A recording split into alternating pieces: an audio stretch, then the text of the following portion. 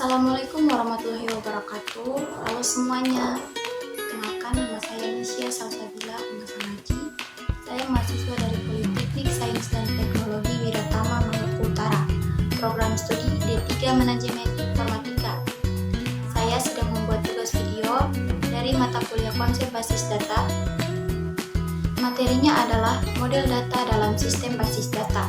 Model data dalam sistem basis data adalah struktur logis yang menggambarkan bagaimana data disimpan, diatur, dan dimanipulasi. Model data juga menentukan hubungan antara data-data tersebut. Setiap aplikasi basis data dibangun berdasarkan model data tertentu. Pemodelan data adalah proses menganalisis dan mendefinisikan data yang dihasilkan oleh bisnis serta hubungan antara data-data tersebut. Model basis data menunjukkan struktur logis dari suatu basis data, termasuk hubungan dan batasan bagaimana data disimpan dan diakses. Model data individual dirancang berdasarkan aturan dan konsep model data yang lebih luas yang diadopsi oleh perancang. Sebagian model data dapat dipresentasikan oleh diagram basis data yang menyertainya. Berikut jenis-jenis model basis data. Ada banyak jenis model basis data. Beberapa yang paling umum adalah: yang pertama, model basis data hierarkis. Yang kedua, model relasional.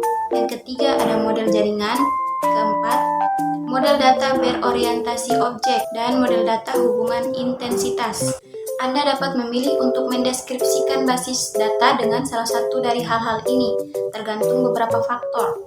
Faktor terbesar adalah apakah sistem manajemen basis data yang Anda gunakan mendukung model tertentu. Sebagian besar sistem manajemen basis data dibangun dengan mempertimbangkan model data tertentu dan mengharuskan penggunanya mengadopsi model tersebut. Selain itu, model yang berbeda berlaku untuk berbagai tahap proses desain basis data. Model data konseptual tingkat tinggi paling baik untuk memetakan dukungan antara data dengan cara orang memakai data tersebut. Di sisi lain, model logis berbasis rekaman lebih mencerminkan cara data disimpan di server. Memilih model data juga merupakan masalah. Menyelaraskan prioritas Anda untuk basis data dengan kekuatan model tertentu. Apakah prioritas tersebut mencakup kecepatan, pengurangan biaya, penggunaan, atau hal lainnya? Mari kita lihat lebih dekat beberapa model basis data yang paling umum. Yang pertama ada model hierarkis. Model hierarkis mengatur data ke dalam struktur seperti pohon, di mana setiap rekaman memiliki induk atau akar. Rekaman saudara diurutkan dalam urutan tertentu. Urutan tersebut digunakan sebagai urutan fisik untuk menyimpan basis data. Model ini bagus untuk menggambarkan bagaimana hubungan di dunia nyata. Model ini terutama digunakan oleh Sistem Manajemen Informasi (IBM) pada tahun 60-an dan tahun 70-an. Yang kedua ada model relasional. Model relasional mengurutkan data ke dalam tabel yang juga dikenal sebagai relasi, yang masing-masing terdiri dari kolom dan baris. Setiap kolom mencantumkan atribut entitas yang dimaksud seperti harga, kode pos, atau nama dan tanggal lahir. Basis data relasional biasanya ditulis dalam bahasa query terstruktur, query language atau SQL. Model ini diperkenalkan oleh I.F. Codd pada tahun 1970. Yang ketiga ada model jaringan. Model jaringan dibangun berdasarkan model hierarkis dengan memungkinkan hubungan banyak ke banyak antara rekaman yang terhubung.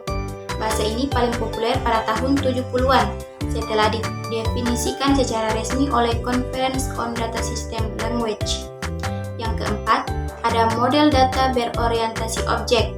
Model ini didefinisikan basis data sebagai kumpulan objek atau elemen perangkat lunak yang dapat digunakan kembali dengan fitur dan metode terkait.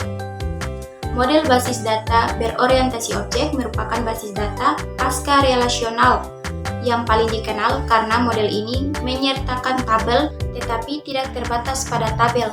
Model semacam ini juga dikenal sebagai model basis data hibrida. Yang terakhir ada model hubungan entitas. Model ini menangkap hubungan antara entitas dunia nyata seperti model jaringan, tetapi tidak secara langsung. Terkait dengan struktur fisik basis data, sebaliknya model ini sering digunakan untuk mendesain basis data secara konseptual. Baik semuanya, mungkin itu saja pembahasan materi model data dalam sistem basis data. Mungkin itu saja yang bisa saya sampaikan.